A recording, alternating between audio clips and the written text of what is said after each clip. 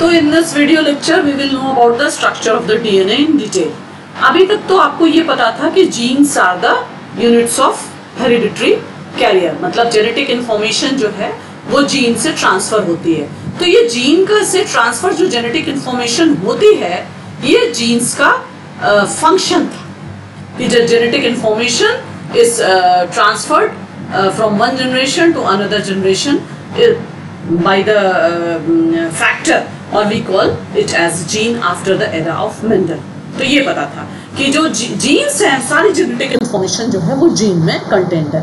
पर अभी आपने मियोसिस पढ़ा और आपने मियोसिस पढ़ के ये देखा कि कैसे किस एक्यूरेसी और किस फाइडेलिटी से जो जेनेटिक इंफॉर्मेशन प्रेजेंट है क्रोमोसोम्स में और वो कैसे 4 भाग में बढ़ जाती है। मतलब एक तो रिडक्शनल डिवीजन भी हो रहा है और रिडक्शनल डिवीजन के बाद इक्वेशनल डिवीजन भी हो रहा है, मतलब कहीं ना कहीं से जेनेटिक इंफॉर्मेशन का पहले से रेप्लिकेशन हो जा रहा है। तो इसका मतलब जेनेटिक मटेरियल में 2-4 कैरेक्टरिस्टिक्स तो प्रेजेंट होनी ही चाहिए। पहला तो it must store the genetic information so that it is expressed in another generation.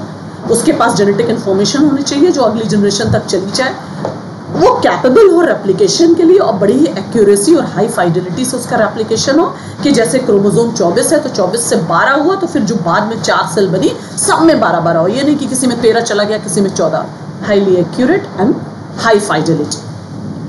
तो स्ट्रक्चर अभी तक नोन नहीं था। अभी तक क्या था कि genes are the hereditary determinant, they are carrier of the hereditary information, they transfer genetic information from one generation to another generation। But what about the structure of the gene? ये क्या है? तो इसके लिए डीएनए की खोज शुरू हुई और बहुत सारे एक्सपेरिमेंट्स हुए कि एक्चुअली जेनेटिक मटेरियल है क्या। जेनेटिक मटेरियल डीएनए है, जेनेटिक मटेरियल आरएनए है या जेनेटिक मटेरियल प्रोटीन है। तो इसके लिए बहुत सारे एक्सपेरिमेंट्स हुए जिसको कि आपको बाद में बताया जाएगा। What are the different experiments, उसमें से किसी एक एक्सपेरिमेंट ने ये प्रूफ कर दिया। बहुत सारे एक्सपेरिमेंट हुए। लोग सोचते थे कि जेनेटिक जो मटेरियल है वो क्रोमोसोम तो है, पर क्रोमोसोम के अंदर तो डीएनए भी है और आरएनए भी है, प्रोटीन भी है। तो जेनेटिक जो इंफॉर्मेशन है, जेनेटिक मटेरियल है, वो एक्चुअल क्या है। तो बहुत सारे एक्सपेरिमेंट हुए जो रूल आउट कर दिए कि प्रोटीन जेनेटिक मटेरियल नहीं है, आरएनए जेनेटिक मटेरियल नहीं है एक्सेप्ट इन सम वायरस, जैसे कि कोविड-19 का जो कोरोना वायरस है उसमें जो जेनेटिक इंफॉर्मेशन है या जो जेनेटिक मटेरियल है वो आरएनए में। मेजॉरिटी ऑफ द यूकैरियोट्स में डीएनए जो है वो जेनेटिक इंफॉर्मेशन का कैरियर है या जेनेटिक मटेरियल है। ये कुछ एक्सपेरिमेंट्स ने प्रूव कर दिया। तो डीएनए के स्ट्रक्चर के बारे में खोज शुरू हुई। डीएनए के स्ट्रक्चर को जेम्स वाटसन और फ्रांसिस क्रिक ने 1953 में पूरी तरह से रिवील कर डाला। मतलब एक चीज उसका कि वो स्ट्रक्चर क्या है। मतलब हवा में ऑक्सीजन है तो आप ऑक्सीजन का स्ट्रक्चर जानते हैं, या कार्बन है या नाइट्रोजन है, आपको उसका स्ट्रक्चर पता है। तो फंक्शन तो जीन का पता है कि जीन्स जो है वो सारे कैरेक्टर्स के लिए रिस्पॉन्सिबल है।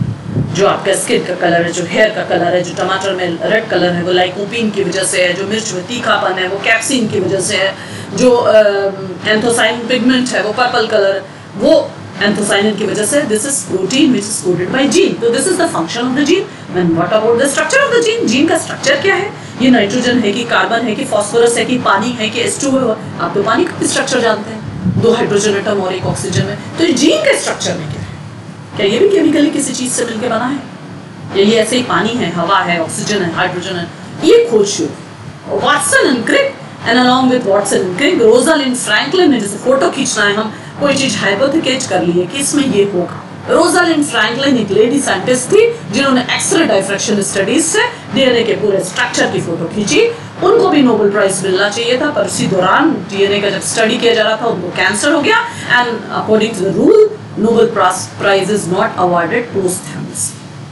डेथ के बाद उसको नहीं दिया जाता है, इसलिए only James Watson and Francis Crick was credited with the discovery of DNA and they were awarded Nobel prize. उसके पहले जीन्स को हेरिडिटरी मटेरियल कहा जाता था जो कि स्पेसिफिक कैरेक्टर्स के लिए रिस्पॉन्सिबल थे, पर उनका फिजिकल नेचर नहीं अंडरस्टूड था। मैंने एक बहुत अच्छा एग्जांपल दिया था कि जनरेटर है तो उसका एक स्ट्रक्चर है और एक फंक्शन है। फंक्शन क्या है? It converts mechanical energy into the electrical energy, पर उसका स्ट्रक्चर क्या है, किस चीजों से मिलकर बना है। वो उसका स्ट्रक्चर है। तो जीन के स्ट्रक्चर के बारे में खोज शुरू हुई, तब डीएनए पता चला। तो क्रोमोसोम उस समय डीएनए और प्रोटीन से मिलकर बना था, और डीएनए को प्राइमरी मटेरियल रिकॉग्नाइज कर लिया गया था बहुत सारे इंडिविजुअल्स में। इस डीएनए की पोजीशन कहाँ थी? सेल में एक न्यूक्लियस था, न्यूक्लियस में क्रोमोसोम्स था, और क्रोमोसोम में ये डीएनए कंटेंट था। ऐसे डीएनए जो है noodles type boil coiled structure में न्यूक्लियस में पड़ा था, पर चूंकि इसको रेप्लिकेट करना है एस फेज सेल डिवीजन में और 4 सेल में बंटना है, जेनेटिक इंफॉर्मेशन को ट्रांसफर होना है, तो इसके स्ट्रक्चर की इंटीग्रिटी मेंटेन करने के लिए DNA is inside the chromosome. अब ये पता चल गया कि एक कॉइल टाइप का स्ट्रक्चर है, but it has to be replicated. तो डीएनए का स्ट्रक्चर इस तरह से रिवील हुआ कि एक डबल हेलिकल मॉडल है, एक सीढ़ीनुमा स्ट्रक्चर है। और इस तरह से सीढ़ीनुमा स्ट्रक्चर है, एक्चुअली है क्या ये? तो डीएनए से जाने से पहले आप जानिए कि what is a polymer. Poly मतलब बहु। तो पॉलीमर जब बहुत सारे मोनोमर्स होते हैं, छोटे छोटे जो मॉलिक्यूल्स है, और many monomers when they attach they form a polymer। ये बेसिक कंसेप्ट जो केमिस्ट्री की, because DNA is essentially a chemistry. इसमें जो डीएनए में कार्बन है, नाइट्रोजन है, फास्फोरस है, सब केमिस्ट्री का पार्ट है। तो पॉलीमर किससे मिलकर बना होता है? बहुत सारे मोनोमर जो होते हैं उनसे मिलकर पॉलीमर बन जाता है। जैसे एक एग्जांपल स्टार्च है। स्टार्च जो है ग्लूकोज मोनोमर है, और बहुत सारे ग्लूकोज जो है वो ग्लाइकोसिडिक बॉन्ड से लिंक है, और बहुत सारे ग्लूकोज का स्ट्रक्चर आपको पता है, आपने फोटोसिंथेसिस पढ़ा हुआ है सेकंड सेमेस्टर में, तो आपको उसमें ग्लूकोज का स्ट्रक्चर पता है। Many glucose molecules are joined together by glycosidic bonds and they form a polymer which is known as starch. तो ये एक एग्जांपल है पॉलीमर और मोनोमर का। अब डीएनए भी इसी तरह एक पॉलीमर है, पर डीएनए का मोनोमर क्या है? डीएनए एक पॉलीमर है, और डीएनए का जो मोनोमर है, जो एक मॉलिक्यूल है, उसको हम कहते हैं न्यूक्लियोटाइड। NUCLEOTIDE। मतलब डीएनए भी एक पॉलीमर हो गया, और उसका जो बेसिक कॉन्स्टिट्यूएंट हो गया वो है एक न्यूक्लियोटाइड। तो देखा जाए तो हम ये कह सकते हैं कि DNA is a polynucleotide in which many nucleotides are joined together. एक न्यूक्लियोटाइड में क्या क्या है? 3 चीजें। एक न्यूक्लियोटाइड में अगर हम देखें तो 3 चीजें हैं, जैसे कि एक इसमें 5 कार्बन शुगर है, एक फॉस्फेट ग्रुप है, और एक नाइट्रोजनस बेस है, जिसको कि हम बारी बारी से जानेंगे कि क्या क्या चीज है इसमें। एक फॉस्फेट ग्रुप है, एक शुगर है 5 कार्बन शुगर, और एक नाइट्रोजनस बेस है। अब फॉस्फेट ग्रुप जो है, अगर फॉस्फेट ग्रुप का आपको स्ट्रक्चर याद होगा या आपको अभी और भी डिटेल में पढ़ाया जाएगा, तो उसमें ऑक्सीजन ग्रुप अटैच्ड है, ओवरऑल इसमें नेगेटिव चार्ज है, और एक साइड ग्रुप अटैच होने के लिए एक इसमें फ्री एंड है। एक बीच में ये जो है, जो हाइलाइटर से, ये 5 कार्बन शुगर है। ये 5 कार्बन शुगर को ही हम डीऑक्सीराइबोज शुगर कहते हैं, बिकॉज इसकी नंबरिंग यहाँ से शुरू होती है। ये बीच में ऑक्सीजन है, यहाँ फर्स्ट और सेकेंड पोजीशन से ऑक्सीजन का एलिमिनेशन। अब ये देखिए, ये फॉस्फेट ग्रुप है, किस तरह से यहाँ पे ऑक्सीजन की बैलेंस सेटिस्फाई हो रही है। डबल बॉन्ड है, बाकी माइनस, ओवरऑल नेगेटिव चार्ज इसमें प्रेजेंट है। बीच में आ गया ये शुगर, और तीसरा आ गया ये नाइट्रोजनस बेस है। ये जो नाइट्रोजनस बेस है, ये एक्चुअली बेंजीन रिंग के 2 मॉडिफिकेशन प्रेजेंट है। एक सिंगल बेंजीन रिंग प्रेजेंट है, और एक डबल बेंजीन रिंग प्रेजेंट है। जो सिंगल बेंजीन रिंग प्रेजेंट है उसको हम पिरिमिडिन बेस कहते हैं, और जो डबल बेंजीन रिंग प्रेजेंट है उसको हम प्यूरिन बेस कहते हैं। जैसे एडेनिन और गुआनिन, ये डबल बेंजीन रिंग स्ट्रक्चर है, इनको हम प्यूरिन बेस कहते हैं। फिर आता है साइटोसिन, साइटोसिन और थायमिन, ये एक सिंगल बेंजीन रिंग स्ट्रक्चर है, और इनको हम पिरिमिडिन बेस कहते हैं। तो इस तरह से अगर हम देखते रहे तो डीएनए में बेसिकली 4 टाइप ऑफ न्यूक्लियोटाइड्स मिलेंगे। पहले न्यूक्लियोटाइड में एक फॉस्फेट ग्रुप, एक 5 कार्बन शुगर के साथ थायमिन लिंक होगा, तो इसको हम थायमिडाइलिक एसिड कह सकते हैं। दूसरे में, क्योंकि न्यूक्लिक एसिड है, ये साइटोसिन लिंक है 5 कार्बन शुगर इससे, तो उसको हम साइटिडाइलिक एसिड कह सकते हैं। फिर उसके बाद देखिए डबल रिंग स्ट्रक्चर आ गया, तो ये हमारा एडिनाइलिक एसिड हो गया, और उसके बाद गुआनिन, ये डबल रिंग स्ट्रक्चर है, यहाँ पे 2 बेंजीन रिंग है। और उसके बाद चौथे तरह का न्यूक्लियोटाइड जो है जिसमें गुआनिन आ गया, वो गुआनालाइक एसिड। इसी में ये थायमिन जो है ये डीएनए में प्रेजेंट है, आरएनए में नहीं। तो हम ये कह सकते हैं कि साइटोसिन, थायमिन और पिरिमिडिन रिंग है, और पिरिमिडिन है, और एडेनिन और गुआनिन प्यूरिन है।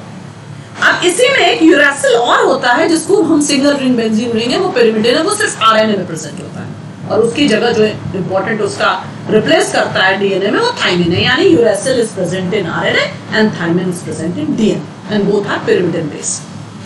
तो अब ग्लूकोज ग्लूकोज ग्लूकोज मिल गए, और ग्लूकोज ग्लूकोज मिलके ग्लाइकोसिडिक बॉन्ड से आपस में जुड़ गए, और क्या बन गया? Starch. This is an example of formation of polymer from monomer. अब ये न्यूक्लियोटाइड कैसे जुड़ेंगे? बहुत सारे न्यूक्लियोटाइड है, हमने आपको बता दिया, adenylic acid, guanylic acid, cytidylic acid, thymidylic acid. तो ये कैसे जुड़ेंगे? तो इनमें भी कोई ना कोई बॉन्ड होगा, कोवेलेंट बॉन्ड फॉर्मेशन होगा। आपको ऑक्सीजन की वैलेंसी भी दिख रही थी फॉस्फेट ग्रुप में, तो बॉन्डिंग यहाँ पे शुरू होती है। अब ये जो 4 टाइप्स ऑफ न्यूक्लियोटाइड्स हैं, अगर हम ये स्ट्रक्चर आपको डीएनए का जो दिख रहा है, ये एक डबल हेलिकल स्ट्रक्चर है। इसको हम चाहे तो इसको अनवाइंड भी कर सकते हैं, अनवाइंड कर सकते हैं यानी खोल सकते हैं, और खोलने के बाद हम इसको इनलार्ज करके एक सीढ़ीनुमा स्ट्रक्चर जो स्टेप लैडर वाला, वो थोड़ा इजी होता है पढ़ने में, बिकॉज ये इसमें आपको टर्न दिख रहा होगा, मतलब एक टर्न है, एक हेलिकल टर्न है जो यहाँ से शुरू हो रहा है और यहाँ से चला जा रहा है। पर इसमें 2 चीजें तो आपको दिख ही रही होंगी। एक ब्लू कलर का स्ट्रक्चर है जो कि रिबन शेप का है, जो एरो से दिखाया जा रहा है, यही शुगर फॉस्फेट बैकबोन है। और ये शुगर फॉस्फेट बैकबोन किससे बनती है? ये शुगर और फॉस्फेट से बनती है, इसीलिए इसका नाम शुगर फॉस्फेट बैकबोन है। इसके बीच में जो लिंकेज होता है उसको हम फॉस्फोडाइस्टर लिंकेज बोलते हैं। बीच में क्या है? बीच में जब हम इसको अनट्विस्ट करेंगे तो हम बीच में अगर एक लैडर टाइप का, अब यहाँ पे जो अनट्विस्ट कर लिया तो हमने एक डीएनए का एक स्टेप लैडर टाइप का एक मॉडल बन गया, सीढ़ीनुमा स्ट्रक्चर, स्टेप लैडर।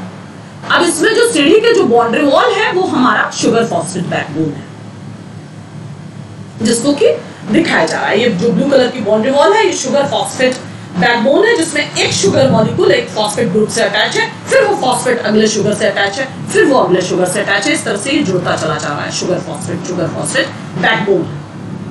बीच में क्या है? बीच में ये नाइट्रोजनस बेसेस है। एक स्ट्रैंड में एक बेस प्रेजेंट है और दूसरे स्ट्रैंड में दूसरे बेस प्रेजेंट है, इसलिए हम उनको बेस पेयर कहते हैं, because they exist in pairs. ये बेस पेयर। अब क्वेश्चन ये है कि न्यूक्लियोटाइड्स जुड़ेंगे कैसे? हमने आपको बताया ग्लाइकोसिडिक बॉन्ड से ग्लूकोज मॉलिक्यूल जुड़ गया, तो ये न्यूक्लियोसाइड जुड़ने के लिए यानी आप अलग अलग 4 न्यूक्लियोटाइड बना दीजिए और फिर उसके बाद देखिए कि जुड़ेंगे कैसे। तो जैसे मैंने कार्बन की नंबरिंग बताई थी, तो 0 यहाँ ऑक्सीजन हो गया, 1 2 3। ये थर्ड वाला जो कार्बन है वो थर्ड कार्बन यहाँ पे 5th नंबर के कार्बन से जुड़ जाता है। This is the bond. ये फर्स्ट शुरू हुआ, यहाँ पे सेंट्रल में ऑक्सीजन था, ये first, second, third, fourth. Third वाला carbon is connected with 5th number of carbon which is attached to this red coloured phosphate group. और यहाँ पे तो ये नाइट्रोजनस बेस है ही, तो आप देख रहे होंगे कि किनारे किनारे शुगर फॉस्फेट मोइटी प्रेजेंट है, और बीच में ये एक स्ट्रैंड का स्ट्रक्चर है, एक स्ट्रैंड का, इसके बगल में इसका कॉम्प्लीमेंट्री प्रेजेंट होगा, यानी तो वो सीढ़ीनुमा स्ट्रक्चर आपको डिटेल में समझ में आ जाएगा कि यहाँ पे एक बेस है, उसके बगल में एक दूसरी सीढ़ी भी तो प्रेजेंट है, दूसरा जो पैरेलल है वो प्रेजेंट है। तो यहाँ पे आप देखिए ये 3 और 5 और 3 और 5, this is very important because it gives the overall direction and polarity to the 2 strands of DNA. क्योंकि आपने पढ़ा होगा कि डीएनए के 2 स्ट्रैंड है, दोनों एंटी पैरेलल है, दोनों पैरेलल है बट उनका डायरेक्शन जो है अपोजिट है। वो डायरेक्शन के पीछे ये 5 प्राइम 3 प्राइम रिस्पॉन्सिबल है। ये third carbon is attached with 5 और यहाँ पे देखिए फिर 5 3 5 3, ये आगे चलता चला जा रहा है, यहाँ पे ये बॉन्ड फॉर्मेशन होता चला जा रहा है और ये आगे बढ़ता चला जाएगा। तो this is the essence of joining of 2 nucleotide, and just because this joining the phosphate sugar backbone is present on the side of DNA। जो DNA का जो सीढ़ीनुमा स्ट्रक्चर है, जो स्टेप लैडर है, अब इसी स्ट्रक्चर को आप स्टेप लैडर में ले जाइए। जो स्ट्रक्चर यहाँ पे देखिए कहीं डबल है, डबल यानी कि प्यूरिन रिंग प्रेजेंट है, ये सिंगल है यानी पिरिमिडिन है। तो डिफरेंट टाइप्स के प्रेजेंट है। और देखिए भाई 3 prime 5 prime 3 prime 5 prime 3 prime carbon number 3 carbon number 5। इसी चीज को आप लैडर में लेके चले जाइए। मतलब ये जो चीज है how two nucleotides are joined together, sugar phosphate backbone आ गई। अब यही चीज जो है आपकी जो सीढ़ीनुमा स्ट्रक्चर, हमने डीएनए के स्ट्रैंड को अनवाइंड कर दिया और एक सीढ़ीनुमा यानी कि स्टेप वाइज जो स्ट्रक्चर प्रेजेंट हो गया, उसी में ये चीज चला जाएगा। तो एक स्ट्रैंड का स्ट्रक्चर इस तरफ आ जाएगा और एक स्ट्रैंड का स्ट्रक्चर इस तरफ आ जाएगा। ये अब ये देखिए यहाँ पे स्टेप लैडर, ये अनट्विस्टेड ने कर दिया, स्टेप लैडर मॉडल आ गया। यानी बीच में जो ये स्टैक्स है, ये जो ये सीढ़ीनुमा जो स्टेप कहते हैं, ये स्टेप जो है बेसिस है। उसी स्ट्रक्चर को आप इस पे ओवरलैप कर दीजिए। तो ओवरलैपिंग हमने कर दिया, वही वो स्ट्रक्चर पीछे वाला हमने इसको हिला के सीढ़ी पे रख दिया है, क्योंकि हमको ये दिखाना है कि डीएनए के दोनों स्ट्रैंड जो है वो एंटी पैरेलल हैं, एक दूसरे के अपोजिट हैं। कैसे अपोजिट होंगे तो कहाँ है? ये एक पॉलीन्यूक्लियोटाइड चेन है, एक जो ऊपर बनती चली जा रही है, जो पेन से ऊपर बनती चली जा रही है, ये एक पॉलीन्यूक्लियोटाइड चेन है। यानी डीएनए के एक स्ट्रैंड के फॉस्फेट ग्रुप, शुगर ग्रुप और बेसिस है ये। अब डीएनए का एक दूसरा स्ट्रैंड भी तो है, और यहीं पे आ जाती है कॉम्प्लीमेंट्री इन बेस पेयरिंग।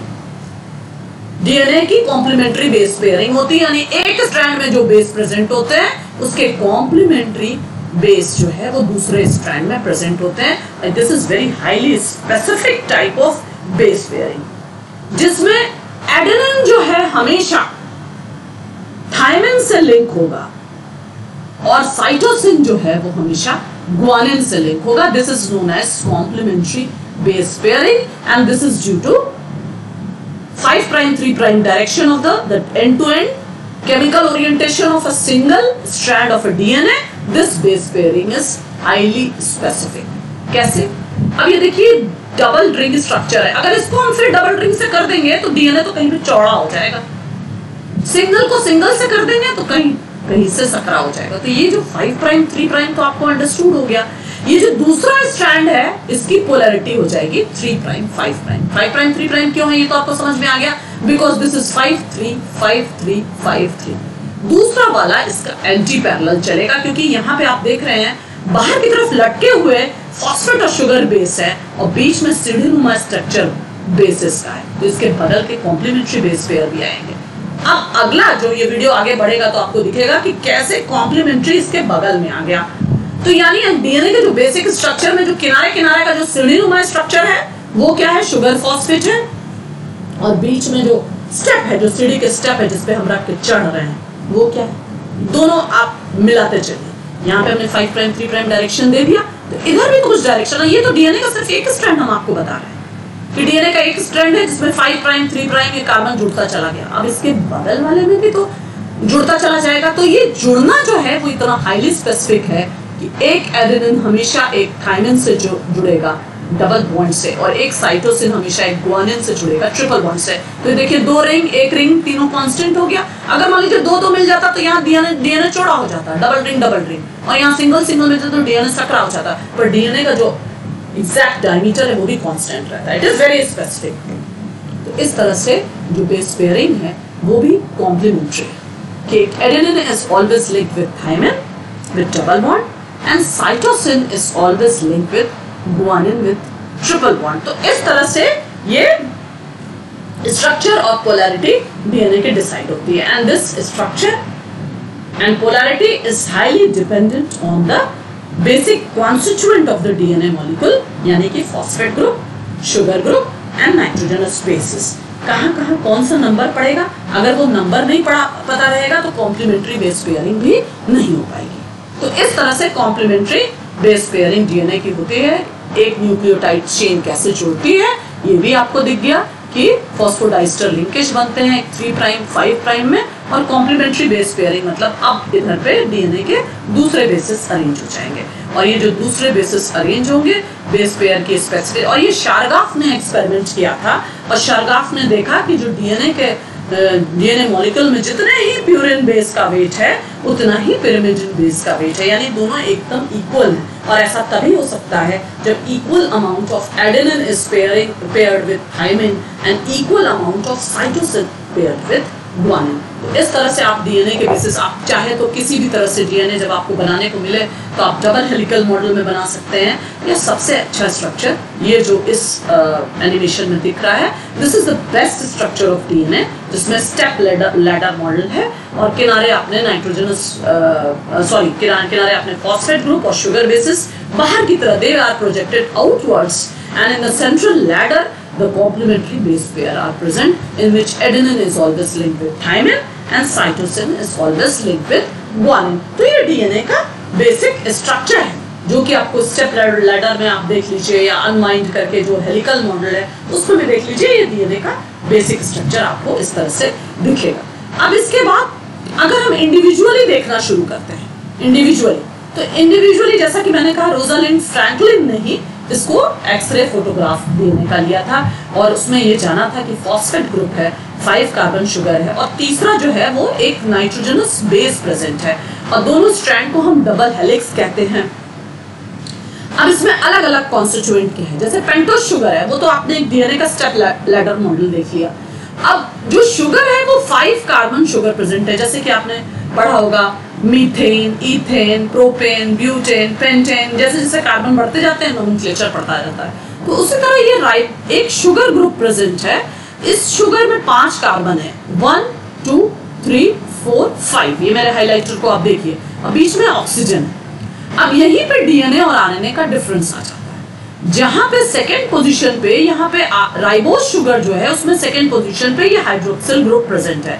इसी ऑक्सीजन का एलिमिनेशन हो गया, यानी ऑक्सीजन बाहर चला गया, तो उसका नाम हो गया 2-डीऑक्सीराइबोज, जो कि यहाँ सेकेंड पोजीशन पे ऑक्सीजन बाहर चला गया तो इसका नाम 2-डीऑक्सीराइबोज हो गया। And this is the difference of DNA and RNA, and this is why the DNA is called deoxyribonucleic acid and RNA is called ribonucleic acid. Second position से ऑक्सीजन का हट जाना ही इसको 2-डीऑक्सीराइबोज बनाता है। This is a pure chemistry. Carbon की numbering जैसे हमने आपको बताई थी, बीच में ऑक्सीजन है, 1 2 3 4 5, ये 5th कार्बन है, इस तरह से नंबरिंग है। This is very important because the nucleotide chains are phosphodiester linkages are formed between the 3' carbon and 5' carbon, ये आपको मैंने एनिमेशन में दिखाया। नाइट्रोजनस बेसिस जो है 2 तरह के प्रेजेंट है, याद करने के लिए आप एजी प्यूरिन है, एडेनिन गुआनिन डबल बेस है, इसमें देखिए 2 बेंजीन रिंग को स्लाइटली मॉडिफाई कर दिया गया है, जैसे अमीनो ग्रुप यहाँ लगा हुआ है, यहाँ अमीनो ग्रुप लगा हुआ है और गुआनिन में ये कीटो ग्रुप अटैच है। तो 2 आपके प्यूरिन बेस है, एडेनिन गुआनिन, और इसको याद करने का सबसे अच्छा तरीका है कि आप याद करिए cut, CUT cut, C for cytosine, U for uracil and T for thymine. एक से शुरू करिए, तीनों का स्ट्रक्चर आप बना लेंगे, कैसे अभी आपको दिखाएंगे। So these are the 2 different types of nitrogenous bases. Double ring structure, purine ring, which is adenine and guanine, and single ring structure is cut, cytosine, uracil and thymine. याद करने के लिए cut, CUT cut. अब आता है phosphate group. Phosphate group, central phosphorus surrounded by 4 oxygens, जिसमें एक double bonded है, ये वाला ऑक्सीजन, और बाकी ये ओवरऑल इसमें नेगेटिव ग्रुप प्रेजेंट है। Due to this nature of the chemical bond there is overall negative charge present in the DNA molecule. Pentose sugar को हम 2 भाग में बांट चुके हैं, ribose and deoxy, no need to discuss it again. अब आता है pyrimidine रिंग का नंबरिंग हम कैसे करेंगे, because this is also important कि आखिर ये pyrimidine रिंग कहीं किस पोजीशन पे जुड़ेंगे। आपने देखा पॉलीन्यूक्लियोटाइड चेन में एक तरफ से वो जुड़ गया है, आपका शुगर और फॉस्फेट बैकबोन बन गया है, तो नाइट्रोजनस बेस भी तो किसी कार्बन से और किसी नंबर के कार्बन से, किसी नंबर के नाइट्रोजन से जुड़ेगा, तो ये नंबरिंग कहाँ से आएगी। pyrimidine रिंग की नंबरिंग यहाँ सेंट्रल पोजीशन से शुरू होती है, 1 2 3 4 5 6, यानी हम कह सकते हैं क्लॉकवाइज चल रहे हैं। प्यूरिन रिंग की नंबरिंग यहाँ पे साइड वाले नाइट्रोजन से शुरू होती है और ये एंटी क्लॉकवाइज चल रही है, 1 2 3 4 5 6 7 8 9। This is important because linkages are found between the number of which number of nitrogen and which number of carbon। तो इस लिहाज से ये इंपॉर्टेंट है। अब देखिए, ये मैंने आपको याद करने के लिए इसको एक ही स्लाइड में बनाया है कि अगर आप एक से शुरू करेंगे तो आपको याद हो जाएगा। पहले तो याद करने का एक फैक्टर ये है कि दिस इज कट, चाकू से जो काटा जाता है, CUT cut, cytosine, uracil and thymine. आप चलिए किसी एक बेसिक स्ट्रक्चर को याद कर लीजिए। सबसे आसान आपको साइटोसिन लगता है। साइटोसिन में क्या करना है, बेंजीन रिंग बना देनी है। बेंजीन रिंग बना के सेकेंड पोजीशन पे कीटो ग्रुप अटैच कर देना है, 4 पे अमीनो। याद कर लीजिए 2 ऑक्सी 4 अमीनो। अब इसी 2 ऑक्सी 4 अमीनो को फोर्थ पोजीशन पे फिर से ऑक्सी लगा दीजिए तो वो बन जाएगा uracil, and this is present in RNA not in DNA. Remember uracil is not present in DNA, it is present in RNA. पर बनाने का तरीका क्या है कि साइटोसिन से शुरू किए 2 ऑक्सी 4 अमीनो और यहाँ पे 2 ऑक्सी 4 ऑक्सी, तो ये बन गया यूरेसिल। अब इसी में 5 मिथाइल आप लगा दीजिए तो थायमिन बन जाएगा। तो इसीलिए मैंने इसी सीक्वेंस में लिखा है कि अगर आप if you remember the structure of cytosine, then it will be very easy to remember the structure of uracil and thymine, because uracil is nothing but only in 4th position oxygen group is placed instead of amino group, and in thymine instead of along with 2 oxy and 4 oxy 5 methyl is extra present, and this is known as 2 oxy 5 methyl pyrimidine। उसी तरह adenine 6 amino, 6 position हमने आपको बताया था side से numbering शुरू होती है, तो 1 2 3 4 5 6, दिस इज 6 अमीनो प्यूरिन, और यहाँ पे ये क्या है 2 अमीनो 6 ऑक्सी प्यूरिन, ये एडेनिन और गुआनिन का स्ट्रक्चर है। अब आता है what is a nucleoside. Nucleoside मतलब when base with sugar, only base with sugar, this is known as nucleoside. तो न्यूक्लियोसाइड बेस विद शुगर यानी इसमें तीसरी चीज कौन सी नहीं प्रेजेंट है, बेस और शुगर के साथ फॉस्फेट ग्रुप नहीं प्रेजेंट है। तो न्यूक्लियोसाइड्स में शुगर्स आर पेंटोज और बेस, ये प्रेजेंट है। तो न्यूक्लियोसाइड का कंसेप्ट ये है कि when sugar is only linked with base, तो जब साइटोसिन लिंक है शुगर से तो उसका नाम हो जाएगा साइटिडिन, जब यूरेसिल लिंक है शुगर से तो उसका नाम हो जाएगा यूरिडिन, और जब एडेनोसिन या एडेनिन लिंक है तो उसका एडेनिन लिंक है शुगर से तो उसका नाम हो जाएगा एडेनोसिन। उसी तरह जब गुआनिन लिंक है शुगर से तो वो गुआनोसिन हो गया, और उसी तरह ये जो है जब आपका थायमिन लिंक है तो ये हो जाएगा इनोसिन या हाइपोसैक्टिन। तो ये न्यूक्लियोसाइड्स की कंसेप्ट। अब इसी में फॉस्फेट ग्रुप आ गया तो ये बन गया when a nucleoside is attached with phosphate group, यानी न्यूक्लियोसाइड SIDE क्या है, base with sugar, and nucleotide TIDE क्या है, बेस शुगर एंड फॉस्फेट, तीनों मिला के। तो तीनों मिला के क्या हो गया, जब एडेनिन के साथ ये सारा अटैच है और फॉस्फेट ग्रुप आ गया, adenylic acid, guanylic acid, cytidylic acid, uracil uridylic acid, तो ये किस में प्रेजेंट होगा, सिर्फ आरएनए में प्रेजेंट होगा। तो this is the structure and chemistry of nucleotide. This is very easy. Chemistry तो आप 12th तक सब पढ़ते हैं, जो चाहे फिजिक्स मैथ्स केमिस्ट्री पढ़ेगा तो भी केमिस्ट्री पढ़ेगा, और जो बॉटनी जूलॉजी बायोलॉजी पढ़ेगा वो भी पढ़ेगा। तो इस तरह से ये देखिए बॉन्ड्स यहाँ पे प्रेजेंट है, कोवेलेंट बॉन्ड किसके किसके बीच में बन रहा है। फिर यहाँ पे ये देखिए एक न्यूक्लियोटाइड का स्ट्रक्चर आपको दिखा रहा है कि ये फॉस्फेट ग्रुप है, यहाँ पे शुगर है और ये नाइट्रोजनस बेस है। कहाँ कहाँ कोवेलेंट बॉन्ड बना, एक कोवेलेंट बॉन्ड इसके बीच में बन रहा है और एक कोवेलेंट बॉन्ड इसके बीच में बन रहा है। तो इस तरह से ये न्यूक्लिक एसिड की कंसेप्ट है, जो कि आपको वही चीजें जो है वो रिपीट की गई है सारी स्लाइड्स में। अगर आप देखेंगे तो बॉन्ड्स कौन कौन से प्रेजेंट है, there are several types of bonds present. Covalent bond sharing of electron atoms से बनते हैं, और इसमें देखिए दो तरह के बॉन्ड्स प्रेजेंट है, एक covalent bond between sugar and phosphate, और हाइड्रोजन बॉन्ड जो है वो ये प्रेजेंट है, ये सेंट्रल जो पर्पल से दिखाया है, कॉम्प्लीमेंट्री बेस पेयरिंग, मतलब adenine is always linked with thymine with double bond and cytosine is always linked with guanine with triple bond. तो ये देखिए यहाँ पे 3 दिख रहा है, हाइलाइटर से देखिए 3 बॉन्ड है, 3 हाइड्रोजन बॉन्ड, और यहाँ पे एडेनिन और थायमिन के बीच में 2 हाइड्रोजन बॉन्ड है। तो ये 2 तरह के बॉन्ड्स प्रेजेंट है जो डीएनए को एक साथ लिंक करते हैं। अब यहाँ पे हमने आपको बताया था कि सबकी नंबरिंग जरूरी है। क्यों नंबरिंग जरूरी है ये देख लीजिए कि नंबरिंग ये 4, 5 प्राइम 3 प्राइम डायरेक्शन तो आपको एनिमेशन में हमने दिखाई दिया है। नाइट्रोजन की नंबरिंग क्यों जरूरी है, हमने यहाँ भी नंबरिंग की हुई है, देखिए 1 2 3 4 5 6, ये नंबरिंग क्यों जरूरी है, तो ये नंबरिंग जो जरूरी है वो इसलिए है कि आखिर ये जुड़ेगा कहाँ से।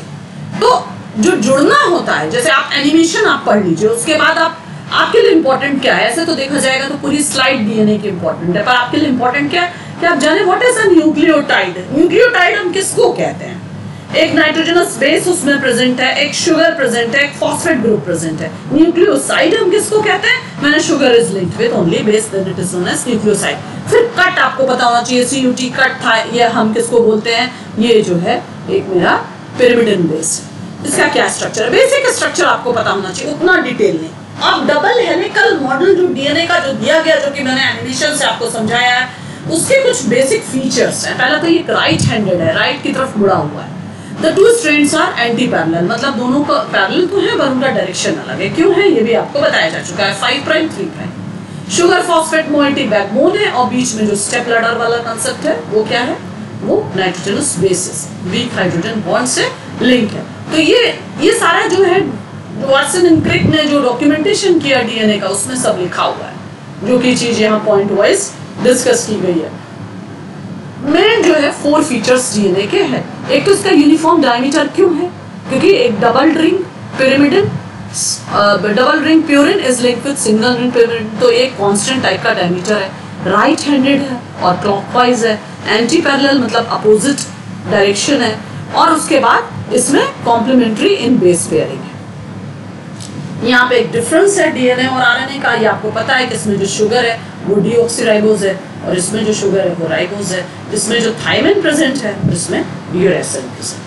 This is the basic difference between DNA and RNA, and you know the COVID-19 virus is a RNA virus, तो उसमें यूरेसिल प्रेजेंट होगा। This is the main difference of DNA and RNA। और यहाँ पे कुछ forms of DNA हैं, A DNA, B DNA, C DNA, Z DNA, कभी-कभी किसी एग्जाम के ऑब्जेक्टिव क्वेश्चंस में पूछा जाता है। तो this is all about the structure of the DNA। और here is the picture of the Nobel Prize in Physiology and Medicine, Watson and Crick को मिला। And what about Rosalind Franklin? ये एक लेडी साइंटिस्ट थी जिन्होंने x ray diffraction का study किया, और चूंकि इनकी डेथ हो गई तो इनको नोबेल प्राइज नहीं मिला।